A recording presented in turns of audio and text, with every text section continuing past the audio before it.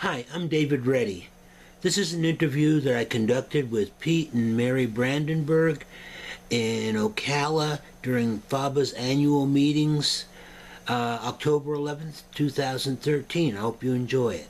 Well, hello, I'm Pete Brandenberg, live in West Palm Beach. And I'm Mary Brandenberg, and we've been married for 43 years. Wow.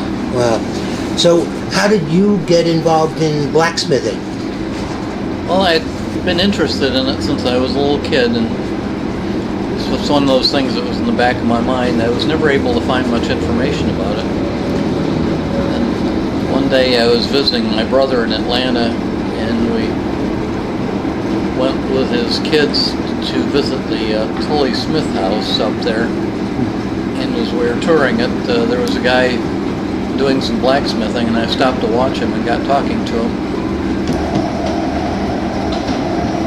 And he asked me if I looked pretty interested in it, and I said, yeah, I always had been. I've never been able to find anything out about it. And he said, well, there's this big organization of blacksmiths in the United States, and I'm the president of it. What was his name? That was Stan Strickland.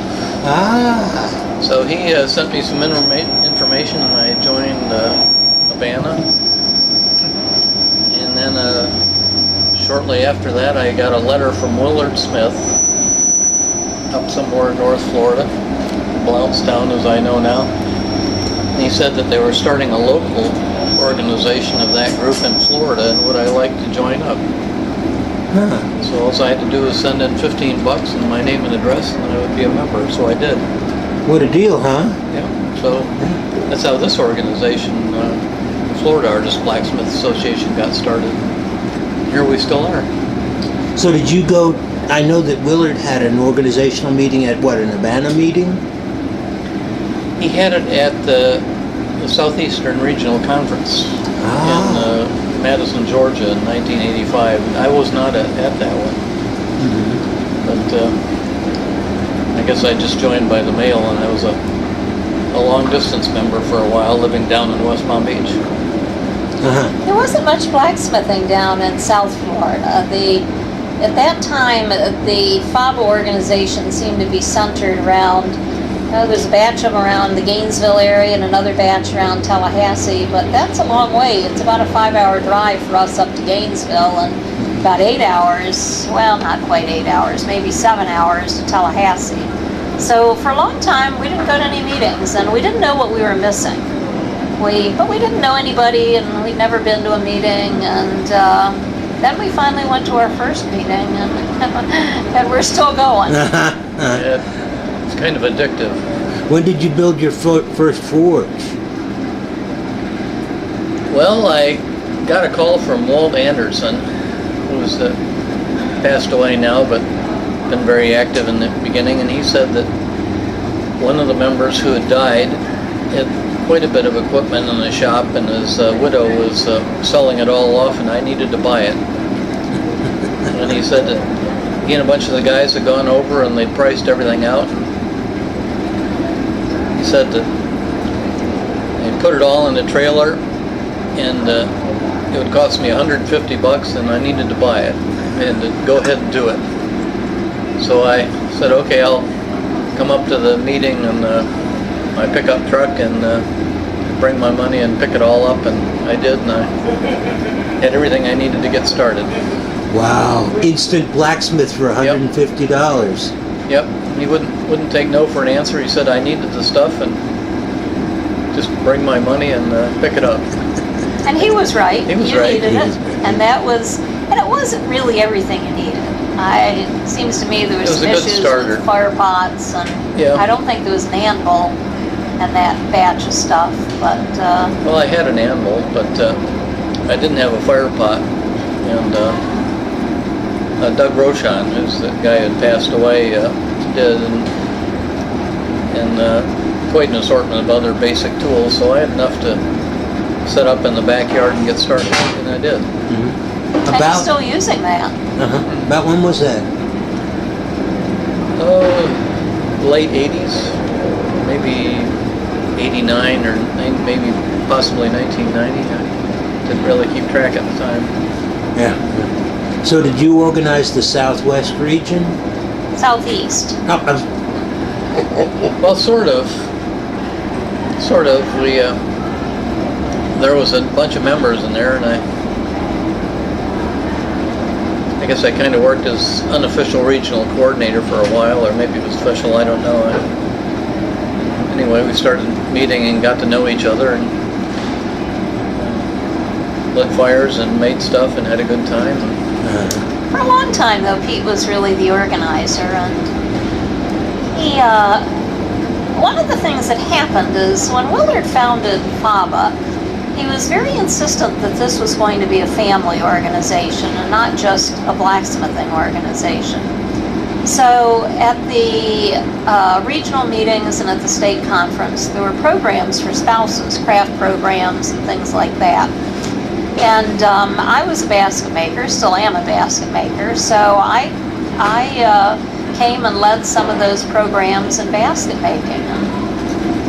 And one of the classes that I was teaching was at the Southeast Regional Conference in Madison, and one of the students in my class, who I didn't know at all, was married to the director of the Campbell Folk School up in North Carolina. So she took my class, and when I came home, the folk school called me up and asked if I'd come and teach there. So I agreed, and Pete and I went up, taught that first class, and the deal at the Campbell Folk School is if for every class you teach, you get a credit for taking another class. So I went up and taught the basket class, and Pete took a blacksmithing class. Yeah. And Gradually figured out what I was doing. yeah, and over the years I taught at the Campbell Folk School a couple times a year and still teach up there, and every time I teach, Pete takes another blacksmithing class. And he's been teaching blacksmithing up at the Campbell Folk School himself now for many years.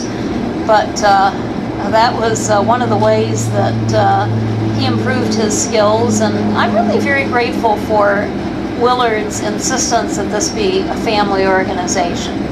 And he explained in the beginning that he felt that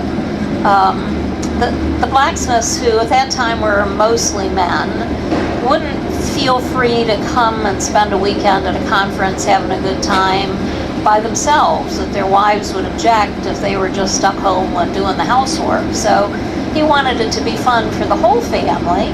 And if you walk outside now at this conference here in 2013, you'll see there's many women out there in the field as men. Now, these days, a good deal of them are blacksmiths too. But for those of us who aren't blacksmiths, we're seeing old friends, and there's going to be a class later on this afternoon in kumihimo, which is Japanese braiding technique. And so the spouses here at this program have quite a lot of skills, and a FABA conference is as much fun for me as it is for Pete. That's Maybe great. not quite as much fun. Pete has a really good time here. Yeah. So did you get involved with ABANA as well?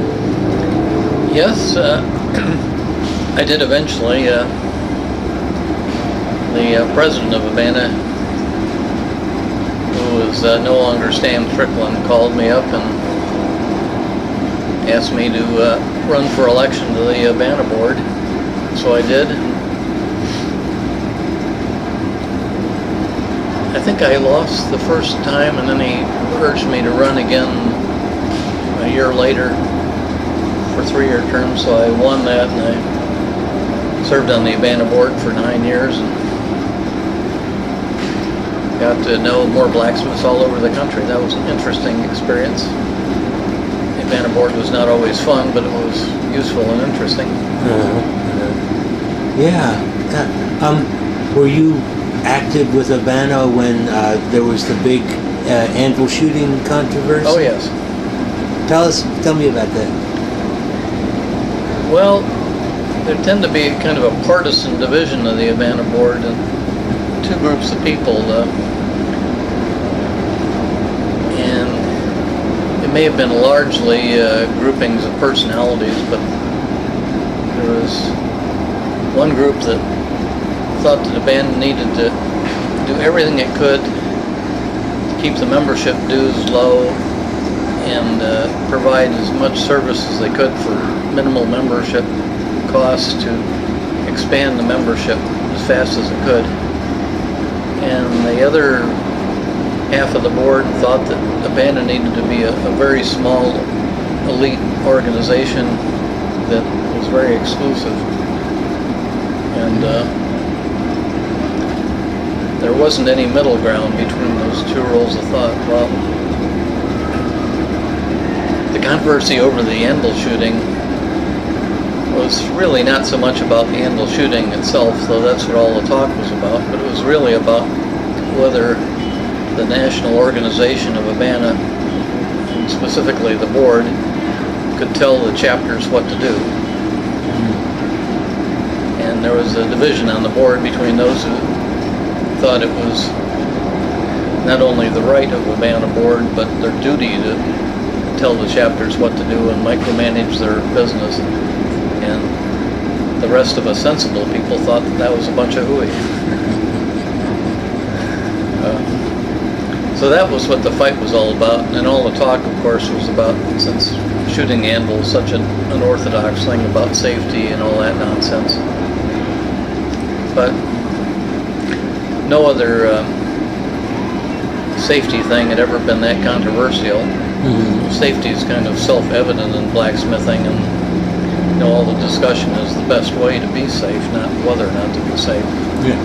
But this was just about whether ABANA could order the chapters around. The organization was not set up that way. In the beginning, when it was organized, there was never any idea that the national organization should predominate over local groups that were trying to do their thing. So it played out. How did the controversy work itself out? I don't know. I remember there was quite a bit of fussing with the Florida chapter over it, and the president at the time, who was a lawyer, explained that the ABANA's incorporation and that of the Florida chapter, neither of them specifically gave ABANA any authority, and they would call up and make suggestions, and they'd made their suggestion and we'd understood it and disagreed with them, and we're going to do our own thing. And there's a couple lawyers on the ABANA board that tried to fuss and bluster over that and push their issue, but it was all a bunch of baloney. And so I guess it just worked out, and Florida had its anvil shoot. And I think they, members of the ABANA board that figured that they'd lost that one and just going to talk about it like, Florida's a bunch of idiots and downplay the political loss. But it sounded like the people who wanted the elite lost out to the people who wanted to be inclusive. Yeah, for a while. And I imagine that argument is still going on.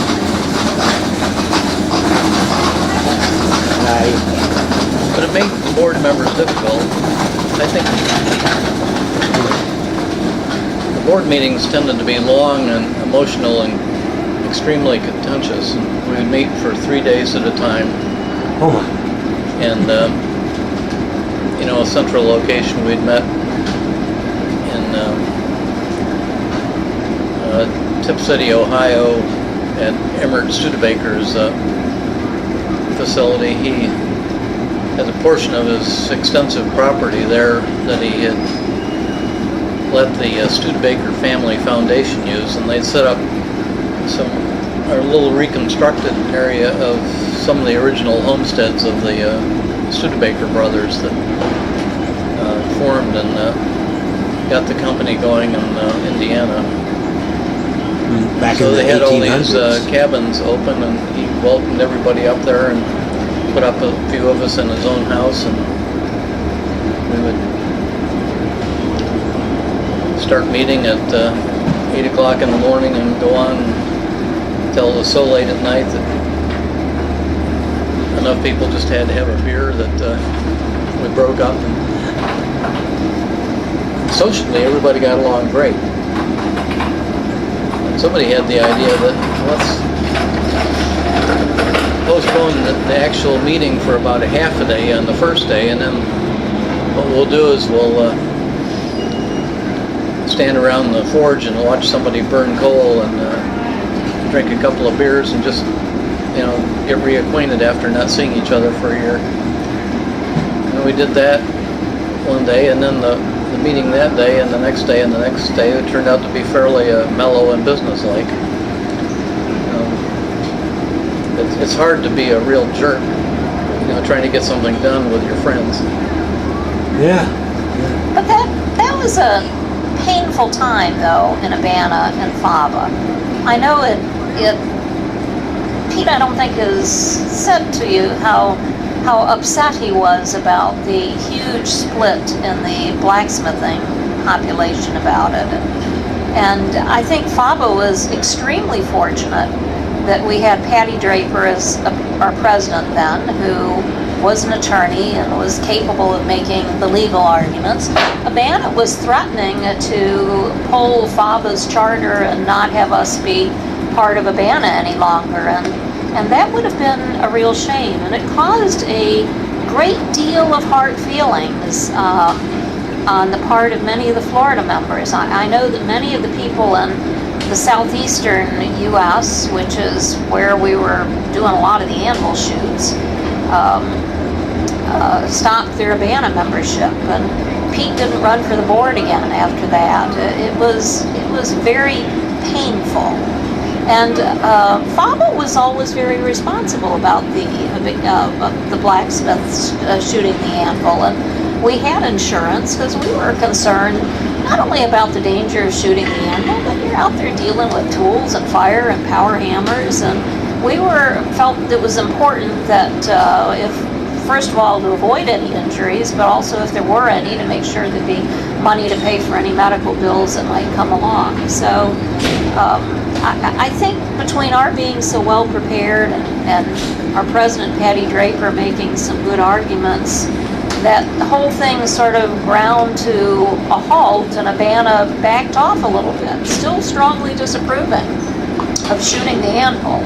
And in the same way that we didn't think they should tell FABA what to do, I don't think FABA should be telling ABANA what to do. And if they're not going to shoot the anvil at their meetings, well, so be it. That's their decision.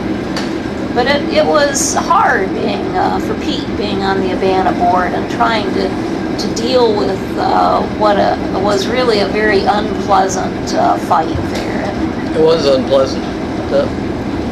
One of the best things that Patty Draper did at the time, dealing with the ABANA board head-on single-handedly, is she, of course, dealt with all their crazy arguments sensibly, which there's no counter-argument. But she kept most of the Florida people out of it. She just dealt with it herself so that she would have all the frustration and just kind of swallowed it and toughed it out and didn't expose everybody else to the ugliness of it all. Because it was just a nasty political fight. Yeah, I was a regional coordinator for part of that time, and it was sort of like, I'm glad I'm not doing that. Yeah. But I was, take away my anvil shoot? No, you can't do that. We owe a lot to Patty. Yeah. So, you worked with a lot of different people over the years, I'm sure. Who were some of like Walt Anderson? Tell me a little bit about him. Well, Walt was one of the organizers. Walt was an engineer. At the time I got to know him, was just retiring or just had retired. I forget exactly which, from working with a power company. And he was just a great guy in making stuff happen. He didn't talk around the bush and didn't beat around about anything. He just said what it is needed to be done. Like the time he told me I needed to bring my pickup truck up to Barberville and bring $150, and they were going to set me up. $150 was a lot more money back in those days. He didn't ask me whether I thought I might want that, or he says, you need this, bring your money and come and get it. And that's the way he got everything done. So in the early days where there weren't so many volunteers and everybody had to do a lot of work, it was very efficient at getting stuff done, making conferences happen. Willard's really always been the genius about getting the people. You know, he's got a big heart. He just puts his arms around you and just brings you right into the group. He's an evil man. He can suck anybody into doing anything. He's done that to me. Yes, he has. Obviously, he has. And Skeeter Prather, too. Oh, Skeeter, yes. you're God sitting bless there him. with him and just having the best time, and suddenly you've agreed to something like you gotta being watch the out. editor of the Clinker Breaker when you had no intention that morning to be editor of the Clinker Breaker. Yeah, that happened to me once. You're the editor now, and Pete used to be the editor a long time ago. One of the interesting things Pete did when he was editor, at that time Pete and I were still working. We had a small engineering firm ourselves, and it was before desktop publishing or anything of that sort. So we laid out the newsletter and took it to the printer and did it all the old-fashioned way. But one of the things Pete did is got permission from the board to send out our newsletters to every other ABANA chapter, blacksmithing group we could find, and asked them to send us their newsletters. And some of them didn't even have newsletters, the little groups and the beginning groups, and they would write to Pete and tell him how grateful they were that they could read about ABANA, or FABA rather, and what FABA was doing. And one of the things that Pete did is encouraged FABA members to contribute how-to articles, and told all the other newsletter editors that they were welcome to reprint those how-to articles as long as they gave credit to FABA and the original artist. And as a newsletter editor yourself, I'm sure you know how hard it is to get those how-tos. So you got a good how-to, and pretty soon it was showing up, cropping up in newsletters from all over the U.S. and pretty much all over the world. Yeah, we stole them shamelessly. But Well, you always know, gave people it credit. worked. What you've done has persisted. I Yes. trade with now electronically mostly, Right. but I send out to the ABANA list, editor list, and then there's this other list of I think they're people too pure to be members of ABANA, or there's an old fight there that I don't know about it, and I'd really. It's the ambleshoot fight is what's Well, it could well be. led people to drop out of But I ABANA. cheerfully send them the thing too, and I pluck articles from, and as the more I get into it, I'm on my 13th month now. Just this last one was 13, so it's like now people take me for granted and they don't send me things, and so I read the articles like. Well, when Pete started to do that, he had to get the permission from the board because it was a significant expense. We had to get more newsletters printed, and we had more postage, and Pete was sending out to the point where maybe a quarter of the newsletters went out to other organizations. So it was we had fewer members then, and it was a big chunk. And I remember one day Pete got a letter from a guy in behind the Iron Curtain. Do you remember that fella, Pete? Yaroslav Velik. Yeah, Yaroslav. Probably not pronouncing that right. Yaroslav? Velik. V-A-L-E-K. And he was head of a blacksmiths guild, and at the time was Czechoslovakia. And he'd send me their newsletters kind of irregularly. I don't know how often but whenever he had one, he would mail it and it'd eventually get here.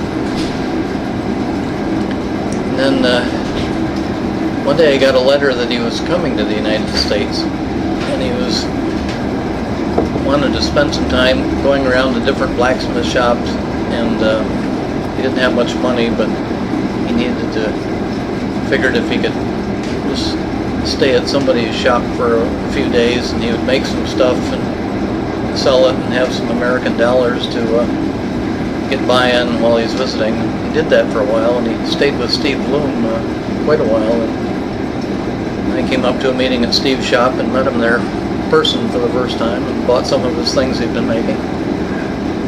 He'd have been corresponding for years at that point. When he first wrote, he said that he would like to, he'd gotten a hold of one of Pete's newsletters somewhere, an old copy, secondhand, and he wrote and explained that under the rules of what was then Czechoslovakia, he could not send out any money out of the country. He wanted to join FABA, but and get the newsletter regularly, and but he wasn't allowed by his government to do it, and wondered if there was some way they could work something out. So Pete just put him on the mailing list. We had to kind of look for his every month when we did the mailing, because that was back when we put stamps on it, and his took more stamps, and we figured out how long it took, how much money it took, and I don't know how long it took to get to Czechoslovakia.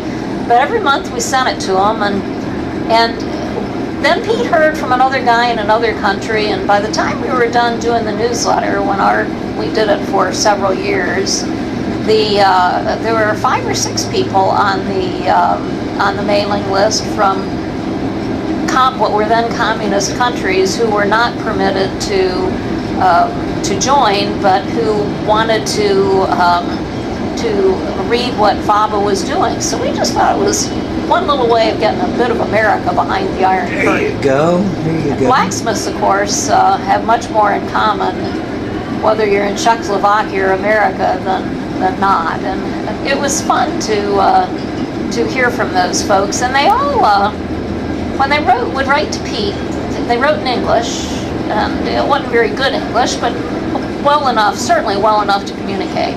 And so, judging from the letters they wrote to Pete, I'm sure that they could read the FABA newsletter just fine. So Ann Reynolds, who has been a FABA board member for years and years, worked with us too, and she's a drafter by training.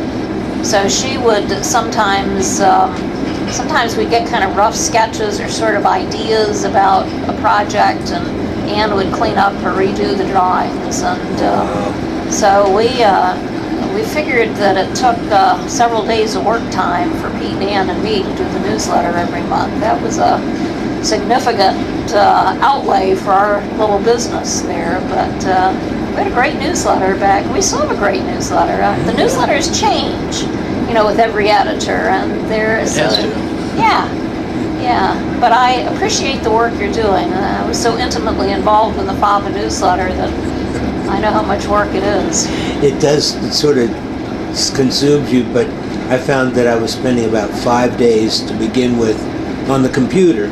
And then now I'm down to, I say it's 3 days, but it's not, Well, it's kind of maybe spaced it's 4 over. days. Maybe The it's big problem's prying the information out of people who've got it in their heads.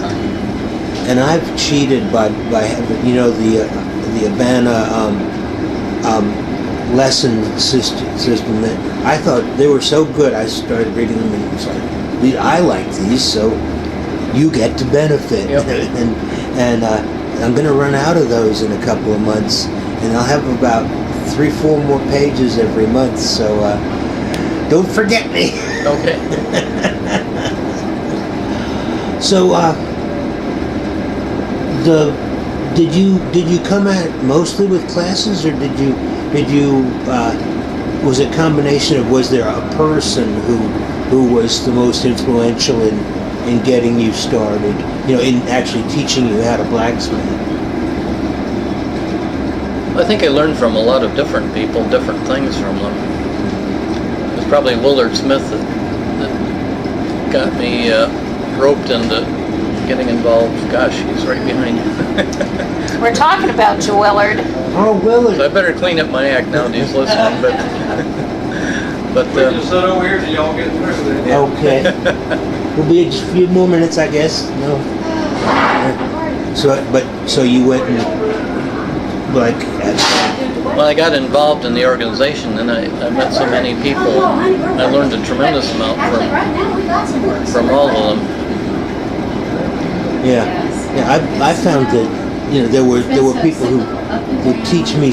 I think they felt pity as much as anything. It's like, you don't know how to do that, and you've been here. Well, tell them about J.C. Hawkins. Yeah, I went to a meeting at the Southwest Regional Group once, and J.C. Hawkins was down showing everybody how to weld chain.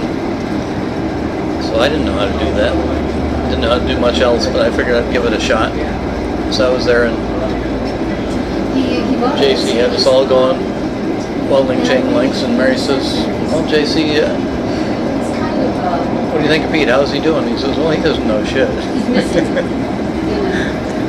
Again, very direct. He got right to the point. And I could have told him that. I would have. But you knew more by the end of that day. By the end of the day, didn't I? JC was he's passed on now, but he was he was a farrier, worked racetracks, lived in Williston, wasn't it? Williston, yeah. And he was a gruff old guy, but boy, he knew how to hit iron. And he spent a lot of time with Pete, mostly at FABA meetings, working with him on specific skills. And he did a lot, but Willard did a lot too, teaching him just how to hold a hammer and just where to hit it to make steel move. He taught me a couple classes too, Willard did, but pretty much I leave the blacksmithing up to Pete. Well, as gruff as old J.C. Hawkins was, he was a good salesman too. I remember at one of these state conferences, he had a blower, hand crank blower, and told me that he was going to sell it to me. He told me how much it was. I said, "Well, I've been needing one of those." He says, "Well, you're going to buy this one. Give me your money." And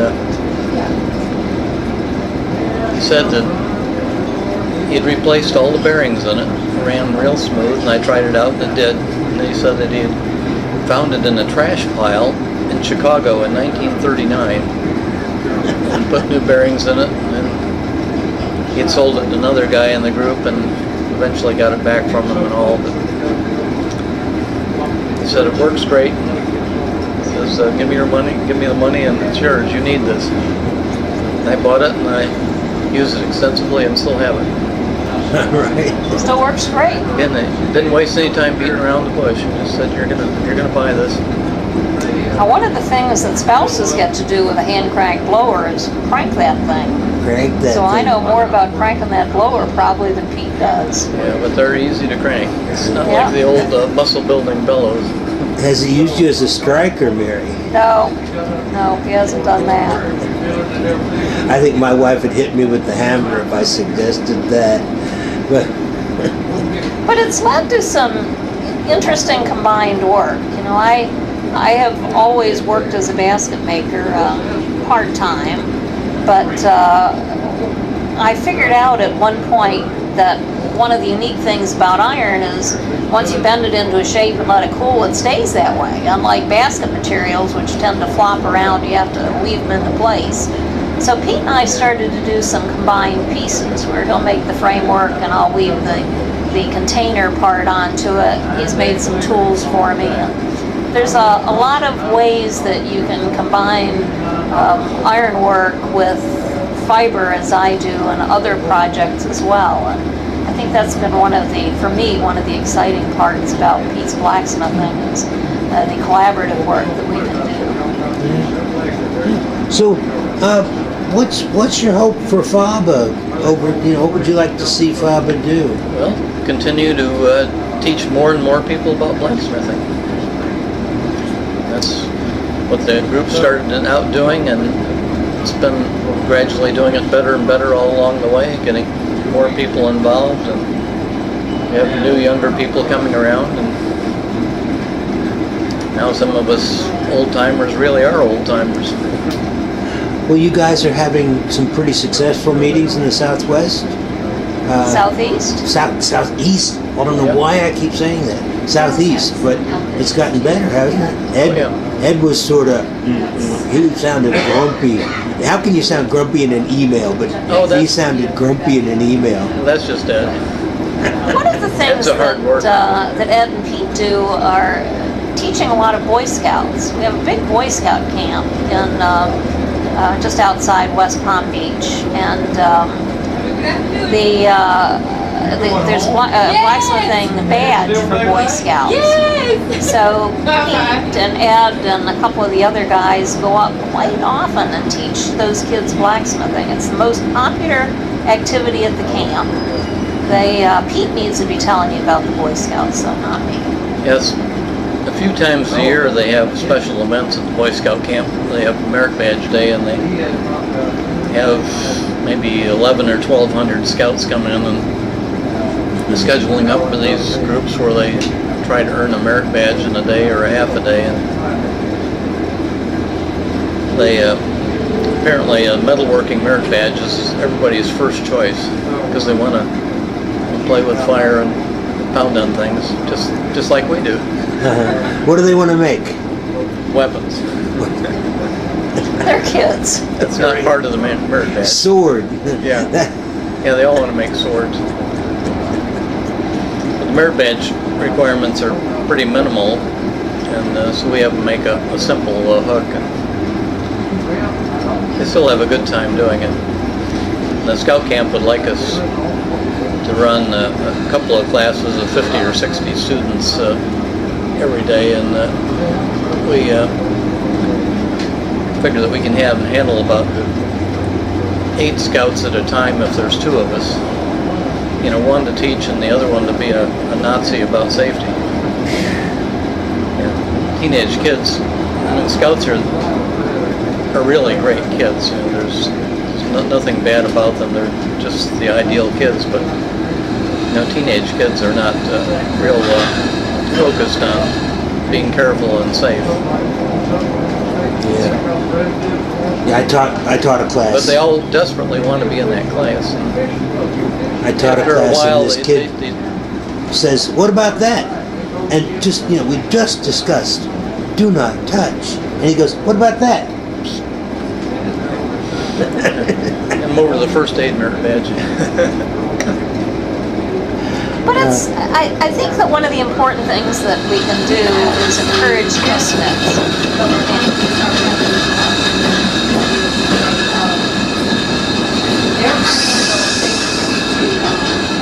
Out here today at the conference, there are some adults that are pretty new blacksmiths, and we need to put our family arms around them and bring them right in. But this is also a way to get some of the young people interested in doing this, and I think it's our hope that some of those blacksmiths are going to turn out to be FABA members. Some of those kids that have got a blacksmithing merit badge will figure, well, they know enough to come to a meeting, and once we get them at a FABA meeting, then we can get them to join us. Get something hot in their hand. That's the important thing. So what's the craziest thing you ever made? Well, not really arty enough to do real crazy things, but I just made a lot of ornamental pieces. Some have been fairly big, but I don't know what's... Well, one of the funny things, I told you that when I'm teaching at the Campbell Folk School, Pete takes a class, and he goes and takes whatever blacksmithing class they're doing that week. So, and I've been teaching there since sometime in the 1980s, a couple times a year, so Pete's probably had 100 classes up there. And that means about half of them have been beginner classes, and I used to worry that Pete wouldn't want to come up with me and ride along anymore, and he kept saying no, that even though it was another beginner class, he always learned something new. But some of those classes have been specialty classes, and there have been a couple of knife making classes, and Pete's just not a knife maker. So for him, those were way outside his comfort zone. But I remember one week, Pete took a class from a guy named Jerry Darnell. Lives up in North Carolina, doesn't he? And Jerry's a production blacksmith, and the class was in making light fixtures. And in a 5-day class, they were going to make a chandelier a day. And I can remember going down at late at night and wondering where Pete was, and he would be there working in the shop, and Jerry would be standing right over his student saying, work faster, you got to sell this item and you can only have so many hours in it. And at the end of that week, Pete, we went home with 5 light fixtures in the back of the car. And we got in the car to drive away from the Campbell Folk School, and I think Pete was asleep in the car before we were outside the driveway. I drove all the way home that trip. That was a pretty crazy. It really is possible to sleep standing up. FABA has been important in our life.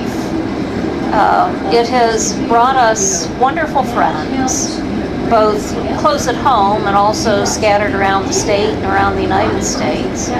It brought us into the Campbell Folk School, which has provided some income for us all these years, but also a great deal of fun. And the unique thing about FABA is that I've had just as much fun as Pete has, and I'm not a blacksmith. And I hope that FABA will go on being a group that welcomes families into the blacksmithing world. And I give 100% of the credit for that to Willard Smith. He's the one that had that vision when he brought FABA into being, and amazingly it worked. Yeah, and he turned my husband to,